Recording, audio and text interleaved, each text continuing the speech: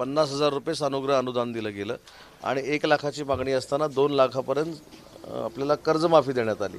त्यांचा काहीतरी गैरसमज झालेला आहे या सगळ्या बाबतीमध्ये। मी स्वतः आत्ताच म्हणजे आता जे मी गाडीत बोलत होतो ते बच्चूभाऊ कडूंशीच बोलत होतो आणि त्यांच्या ज्या काही शंका आहेत की बाबा काही त्रुटी आहेत त्या कृषी मंत्र्यांशी बोलून आम्ही चर्चा करून दूर करू।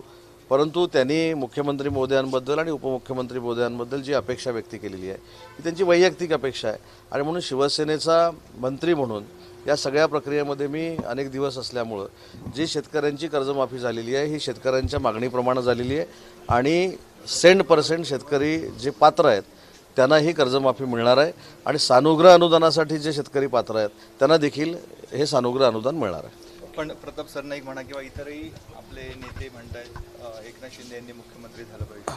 हे स्वाभाविक आहे ना, उच्च पदावर माननीय एकनाथ शिंदे साहेबांनी बसलं पाहिजे ही माझी पण इच्छा आहे।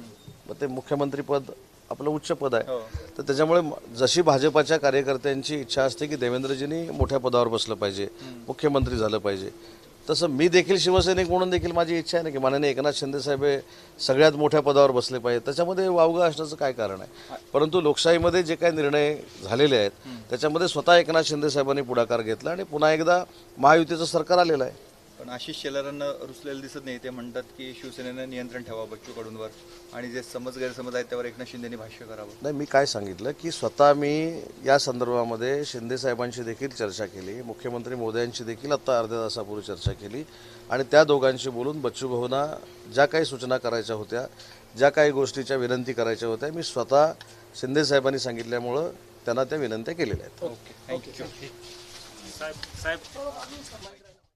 बच्चूकडूंना काही गैरसमज झालेले आहेत असं सावंत म्हणतायत।